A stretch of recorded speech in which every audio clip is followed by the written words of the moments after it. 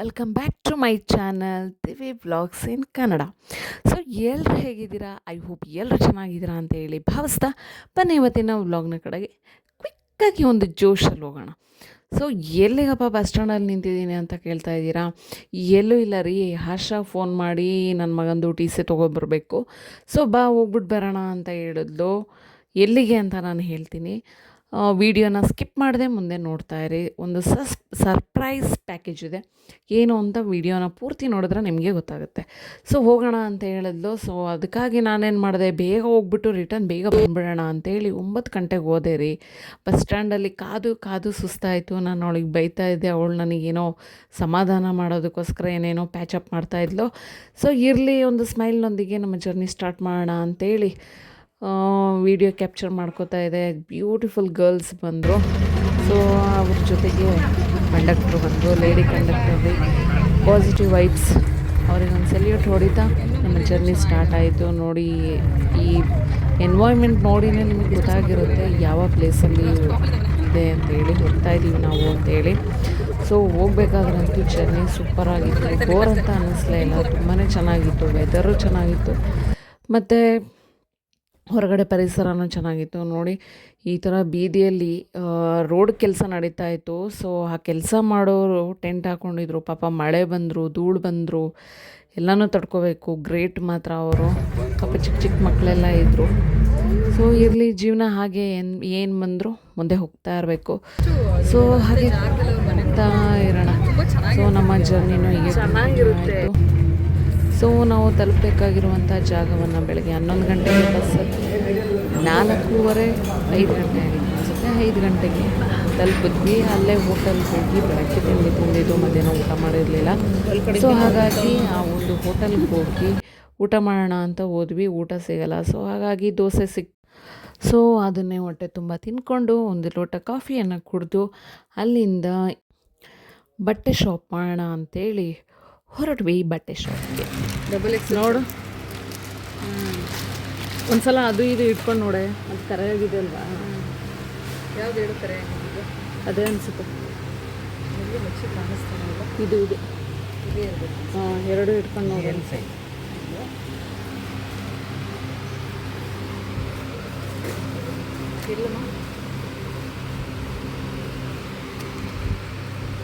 ಇದು ಹಾಂ, ಇದು ಒಂದ್ರ ಮೇಲೆ ಒಂದು ಹಾಕೋತಾರಲ್ಲ, ಅದರಲ್ಲಿ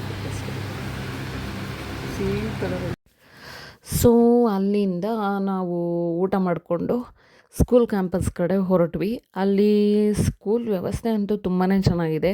ಯಾವುದೇ ಪೇರೆಂಟ್ ಬಂದ್ರೂ ಉಳ್ಕೊಳ್ಳೋದಕ್ಕೋಸ್ಕರ ಅಲ್ಲಿ ವ್ಯವಸ್ಥೆ ಮಾಡಿದ್ದಾರೆ. ಸೊ ಹಾಗಾಗಿ ಸ್ಕೂಲ್ ಕ್ಯಾಂಪಸ್ ಕಡೆ ಹೊರಟ್ವಿ.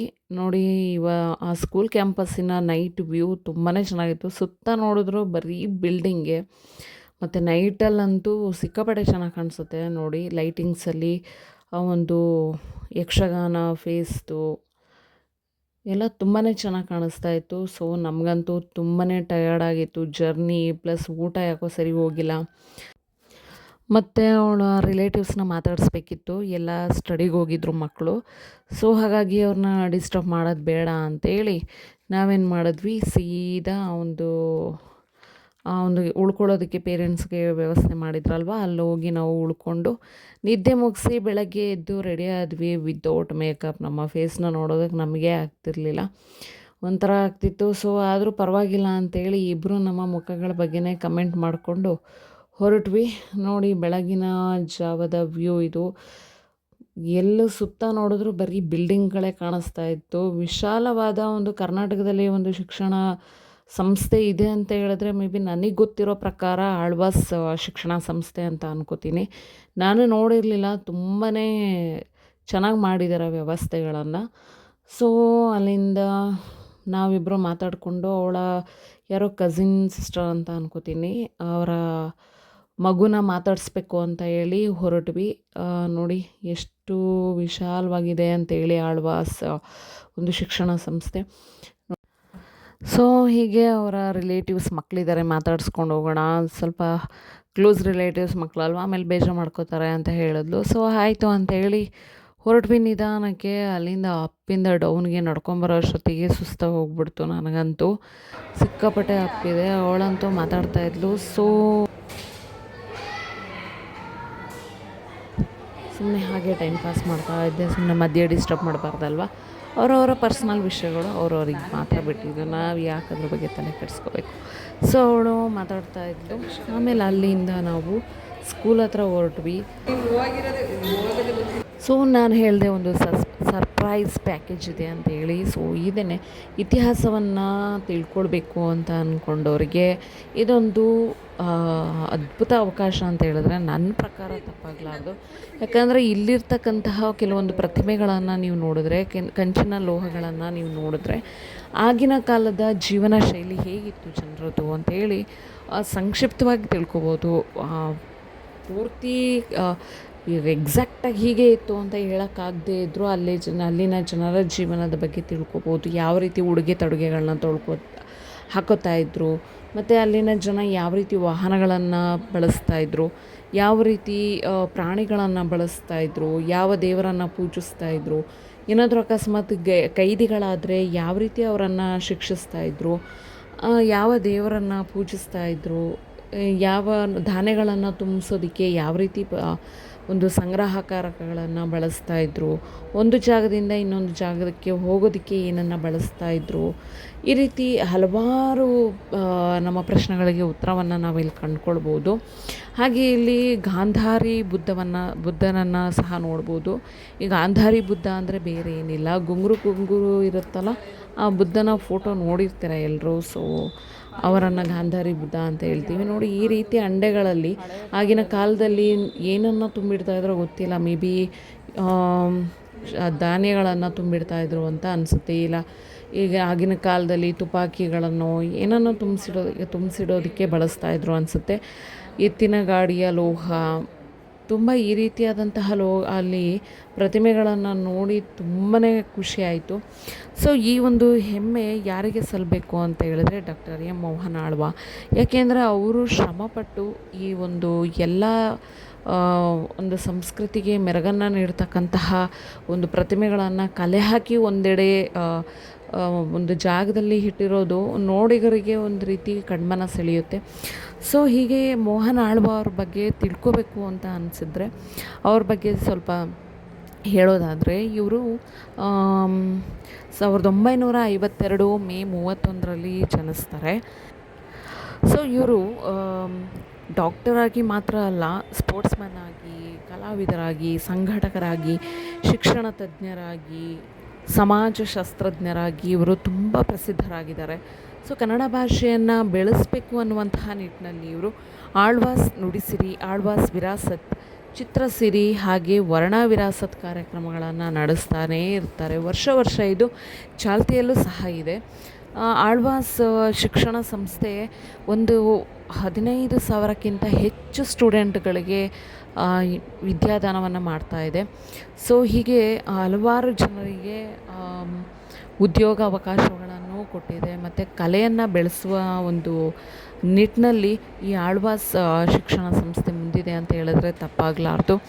ಸೊ ಹೀಗೆ ಸ್ಪೋರ್ಟ್ಸನ್ನು ಒಂದು ಮುಂದುವರಿಸಬೇಕು. ಸ್ಪೋರ್ಟ್ಸ್ಗೆ ಒಂದು ಏನೋ ಕೆಲವೊಬ್ಬರು ಏನು ಮಾಡಿಬಿಡ್ತಾರೆ, ಸ್ಪೋರ್ಟ್ಸ್ನೇ ಮಾಡೋದ್ರಿಂದ ಏನೂ ಬೆಳೆಯಲ್ಲ, ಏನೂ ಆಗಲ್ಲ ಅಂತ ಹೇಳಿ ಅದ್ರ ಬಗ್ಗೆ ಯಾರೂ ಜಾಸ್ತಿ ಗಮನ ಕೊಡಲ್ಲ. ಸೊ ಇವರೇನು ಮಾಡಿದ್ದಾರೆ ಅಂದರೆ, ಸ್ಪೋರ್ಟ್ಸಲ್ಲಿ ಮುಂದೆ ಇರತಕ್ಕಂತಹ ಮಕ್ಕಳಿಗೆ ಅಲ್ಲೇ ಪರೀಕ್ಷೆಯನ್ನು ನಡೆಸಿ ಅಂತಹ ಮಕ್ಕಳಿಗೆ, ಸೆಲೆಕ್ಟ್ ಆದಂತಹ ಮಕ್ಕಳಿಗೆ ಉಚಿತ ಶಿಕ್ಷಣವನ್ನು ನೀಡುವುದರ ಮೂಲಕ ಕ್ರೀಡಾಸಕ್ತ ಮಕ್ಕಳನ್ನು ಬೆಳೆಸ್ತಾ ಇದ್ದಾರೆ. ಸೊ ಅದು ಅಲ್ಲದೆ ಕ್ರೀಡಾಸಕ್ತ ಮಕ್ಕಳಿಗೋಸ್ಕರ ಏಕಲವ್ಯ ಕ್ರೀಡಾ ಸಂಸ್ಥೆಯ ಸಂಸ್ಥಾಪಕರು ಇವರಾಗಿದ್ದಾರೆ. ಸೊ ಹೀಗೆ ಹಲವಾರು ಕ್ಷೇತ್ರಗಳಲ್ಲಿ ತಮ್ಮನ್ನು ತಾವು ಗುರುತಿಸ್ಕೊಳ್ಳೋದರ ಮೂಲಕ ಅವರ ಸಂಸ್ಥೆಯನ್ನು ಉನ್ನತ ಸ್ಥಾನದಲ್ಲಿ ಇರಿಸಿರ್ತಕ್ಕಂತಹ ಒಂದು ಹೆಮ್ಮೆ ಡಾಕ್ಟರ್ ಮೋಹನ್ ಆಳ್ವಾರ್ ಅವರಿಗೆ ಸಲ್ಲುತ್ತೆ. ಸೊ ಹೀಗೆ ಇವರನ್ನು ನೋಡ್ತಾ, ಈ ಪ್ರತಿಮೆಗಳನ್ನು ಹಾಗೆ ನೋಡ್ತಾ ನನಗೆ ಒಂಥರ ಮೂಕ ವಿಸ್ಮಿತ ಅಂತಾರಲ್ಲ, ಸೊ ಹಾಗಾಯಿತು.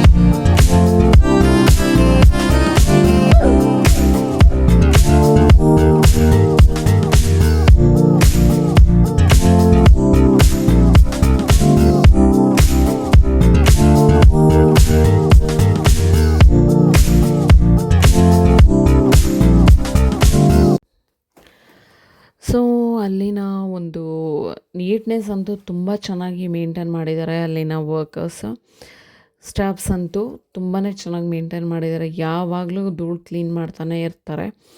ಸೊ ಇಲ್ಲಿನ ನೋಡಿ ಸ್ಟ್ಯಾಚೂಸ್ ನೋಡ್ತಿದ್ರೇ ಗೊತ್ತಾಗುತ್ತೆ ಅಲ್ಲಿನ ಈ ಹಿಂದಿನ ಕಾಲದಲ್ಲಿ ಹೇಗಿತ್ತು, ನೃತ್ಯಗಾರ್ತಿಯರು ಅಂತ ಹೇಳಿದೆ ಹೇಗಿದ್ದಾರೆ, ಮತ್ತು ಆಗಿನ ಕಾಲದಲ್ಲಿ ಜನರದ್ದು ಉಡುಗೆ ತೊಡುಗೆ ಯಾವ ರೀತಿ ಉಡುಗೆ ತೊಡುಗೆನ ಹಾಕುತ್ತಾ ಇದ್ದರು ನೋಡಿ. ವೀಣೆಯನ್ನು ನುಡ್ಸೋರು ಅನಿಸುತ್ತೆ ಇವರು.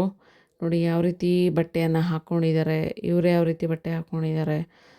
ಪ್ರತಿಯೊಂದನ್ನು ನೀಟಾಗಿ ಆ ಒಂದು ಲೋಹದ ಪ್ರತಿಮೆಯನ್ನು ನೋಡುವಾಗ ಪ್ರತಿಯೊಂದು ನಮಗೆ ಇಂಚಿಂಚು ಗೊತ್ತಾಗುತ್ತೆ. ಗಣಪತಿ ವಿಗ್ರಹ, ಮತ್ತು ಬಸವ, ನಂದಿ,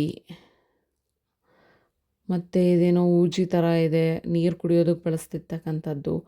ಮತ್ತು ಕೃಷ್ಣನ ವಿಗ್ರಹಗಳು ಕಾಮನ್ ಆಗಿ ಸುಮಾರು ಸಿಕ್ಕಿದ್ವಿ ನನಗೆ ಇಲ್ಲಿ. ಕೃಷ್ಣನ ವಿಗ್ರಹಗಳು ನೋಡಿ, ನೃತ್ಯಗಾರ್ತಿಯರು ಹೇಗಿದೆ ಹೇರ್ ಸ್ಟೈಲು, ಮತ್ತು ಇವರೊಬ್ಬರು ಖಾರ ರುಬ್ತಾ ಇದ್ದಾರೆ. ಅದು ಏನು ಹೇಳ್ತಾರೆ, ರುಬ್ಬಕಲ್ಲಲ್ಲಿ ಹುಡುಗರು ಕೂತ್ಕೊಂಡಿರೋದು. ಇದು ಹಿಂದಿನ ಕಾಲದಂತೂ ಅಲ್ಲ ಅನಿಸುತ್ತೆ, ಸುಮ್ಮನೆ ಹಾಗೆ ಮಾಡಿಟ್ಟಿರೋದು ಅನಿಸುತ್ತೆ. ಸೊ ಹೀಗೆ ನಾವಲ್ಲಿ ನೋಡೋಕೆ ಹೋದಾಗ್ಲೂ ಅಲ್ಲಿ ಕ್ಲೀನ್ ಮಾಡ್ತಾಯಿದ್ರು. ಸೊ ನನಗಂತೂ ಅಲ್ಲಿ ಮುಟ್ಟೋದಕ್ಕೆ ಅಲ್ಲಿ ಬರದೇ ಹಾಕಿದರೆ ಡು ನಾಟ್ ಟಚ್ ಅಂತೇಳಿ, ಯಾಕಂದರೆ ಅವೆಲ್ಲ ಬೆಲೆ ಬಾಳ್ತಕ್ಕಂಥ ವಸ್ತುಗಳು. ಸೊ ಅಲ್ಲಿಂದ ನಾವು ಹೊಟ್ಟೆ ಹಸಿತಾಯಿತು, 11:30 ಆಗಿತ್ತು. ಸೊ ತಿಂಡಿ ತಿಂದ್ಕೊಂಡು ಹೊರಡೋಣ, ಕೆಲಸ ಮುಗೀತು ಸ್ಕೂಲ್ದು. ಸೊ ಹೋಗೋಣ ಅಂತೇಳಿ ಅಲ್ಲಿ ತಿಂಡಿ ತಿನ್ನೋದಕ್ಕೆ ಕ್ಯಾಂಟೀನ್ಗೆ ಬಂದ್ವಿ, ಸ್ಕೂಲ್ ಕ್ಯಾಂಟೀನು. ಸೊ ತಿಂಡಿ ತರಕ್ಕೆ ಹೋದ್ರು, ಆಶಾ ತೊಗೊಂಡು ಬಂದು. ಸೊ ಇಬ್ಬರು ಪಲಾವ್ ತಿಂದು ಚೆನ್ನಾಗಿತ್ತು ಟೇಸ್ಟ್. ಸೊ ತಿಂದುಬಿಟ್ಟು ನಾವು ಹೋಗಿ ನಾವು ಇದ್ದಂಥ ಪ್ಲೇಸಿಂದ ರೂಮಿಂದ ಬಟ್ಟೆ ಎಲ್ಲ ತೊಗೊಂಡು ಹೊರಟ್ವಿ. ಸೊ ನೋಡಿ, ಆಳ್ವಾಸ್ ಶಿಕ್ಷಣ ಸಂಸ್ಥೆಯ ವಿಶಾಲವಾದ ಗ್ರೌಂಡ್ ಹೇಗೆ ಕಾಣಿಸ್ತಾ ಇದೆ. ಸುತ್ತ ಬಿಲ್ಡಿಂಗ್ ಇದೆ. ಏನೋ ಎಲ್ಲೋ ಟ್ರ್ಯಾಪ್ ಆಗಿದ್ದೀವಿ ಅಂತ ಅನ್ನಿಸ್ಬಿಡುತ್ತೆ ಒಂದೊಂದ್ಸಲ. ಸೊ ನಾವು ಅಲ್ಲಿಂದ ಹೊರಟ್ವಿ. ತುಂಬ ಚೆನ್ನಾಗಿತ್ತು ಎಕ್ಸ್ಪೀರಿಯೆನ್ಸು. ಸ್ವಾಮಿ ವಿವೇಕಾನಂದ ಅವ್ರನ್ನ ನೋಡಿಕೊಂಡು ಅಲ್ಲಿಂದ ಹೊರಟ್ವಿ. ಒಂದು ದೊಡ್ಡ ಸ್ಕೂಲ್ ಕ್ಯಾಂಪಸನ್ನು ನೋಡಿ, ಇದು ಎಂಟ್ರೆನ್ಸ್. ನಾವು ಓವರ್ ನೈಟು ಒಳಗಡೆ ಎಂಟ್ರೆನ್ಸ್ ಆದ್ವಲ್ಲ, ಆ ಒಂದು ಗೇಟು, ಅಲ್ಲಿಂದನೇ ಈಚೆ ಬರಬೇಕು. ನೋಡಿ, ಈ ಥರ ಒಂದು ಟೂರ್ ಹಾಕಬೇಕು, ನಮ್ಗೆ ಓಡಾಡೋಕ್ಕಾಗಲ್ಲ ಅಂದರೆ ಈ ಥರ ಲಂಡನ್ ಬಸ್ ಅಂತ ಮಾಡೋರು. ಇದು ಕರ್ಕೊಂಡು ಹೋಗೋದು, ಇದ್ರಲ್ಲಿ ಹೋಗೋದ ಈಗ.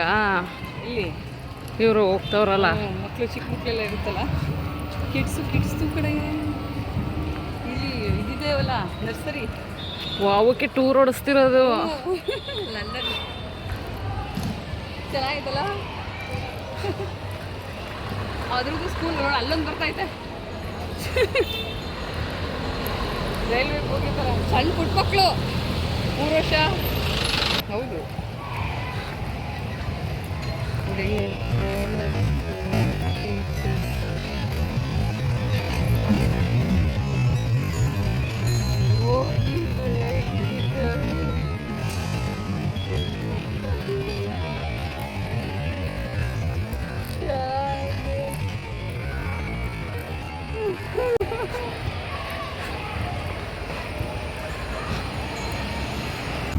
ಚೆನ್ನಾಗಿದೆ ಅಲ್ವಾ? ನಾವೊಂದ್ಸಲ ಕೂತ್ಕೊಂಡು ಹೋಗ್ಬೇಕಿತ್ತು. ಸೊ ಟ್ರೈನ್ ಯಾರಿಗೆಲ್ಲ ಇಷ್ಟ ಆಯಿತು ಕಮೆಂಟ್ ಮಾಡಿ. ಎಷ್ಟು ಚೆನ್ನಾಗಿದೆ ಅಲ್ವಾ? ಮಕ್ಕಳು ಈ ರೀತಿ ಟ್ರೈನಲ್ಲಿ ದಿನ ಓಡಾಡ್ಸಿದ್ರೆ ಯಾರಿಗೆ ಬರೋಲ್ಲ, ಎಲ್ಲರೂ ಬಂದುಬಿಡ್ತಾರೆ, ದೊಡ್ಡವರು ಆಸೆಪಟ್ಟು ಬಂದುಬಿಡ್ತಾರೆ. ತುಂಬ ಚೆನ್ನಾಗಿತ್ತು. ಸ್ಕೂಲ್ ಅಟ್ಮಾಸ್ಫಿಯರು ಅಷ್ಟೇ ತುಂಬಾ ಚೆನ್ನಾಗಿತ್ತು. ಒಳ್ಳೆ ಪಾಸಿಟಿವ್ ವೈಬ್ಸ್ ಇದೆ. ಸೊ ಇದು ಈ ಕಡೆ ಇರುವಂಥದ್ದು ಕನ್ನಡ ಮೀಡಿಯಮ್, ಮತ್ತು ಮುಂದೆ ಇರ್ತಕ್ಕಂಥದ್ದು LKG ಮತ್ತು UKG ಬಿಲ್ಡಿಂಗ್ಸು. ಸೊ ಇದೆಲ್ಲ ಒಂದೇ ಎಜುಕೇಷ್ನಲ್ ಟ್ರಸ್ಟ್ಗೆ ಸೇರಿಕೊಳ್ಳುತ್ತೆ. ಸೊ ಹೀಗೆ ನಾವು ಒಬ್ಬರು ಫಿಸಿಷಿಯನ್ನ ಮೀಟ್ ಆದ್ವಿ, nature is best physician. So ಅವರೊಟ್ಟಿಗೆ ನಮ್ಮ ಪ್ರಯಾಣ ಮುಂದುವರಿತು. ಸೊ ಇನ್ನು ಮನೆಗೆ ಹೋಗ್ತೀವಿ. ಯಾರಿಗೆಲ್ಲ ಈ ವಿಡಿಯೋ ಇಷ್ಟ ಆಯಿತು, ನನ್ನ ಚಾನಲನ್ನು ಸಬ್ಸ್ಕ್ರೈಬ್ ಮಾಡಿ, ಲೈಕ್ ಮಾಡೋದನ್ನು ಮರಿಬೇಡಿ, ಶೇರ್ ಮಾಡಿ, ಕಮೆಂಟ್ ಮಾಡಿ. Take care, bye bye, love you all.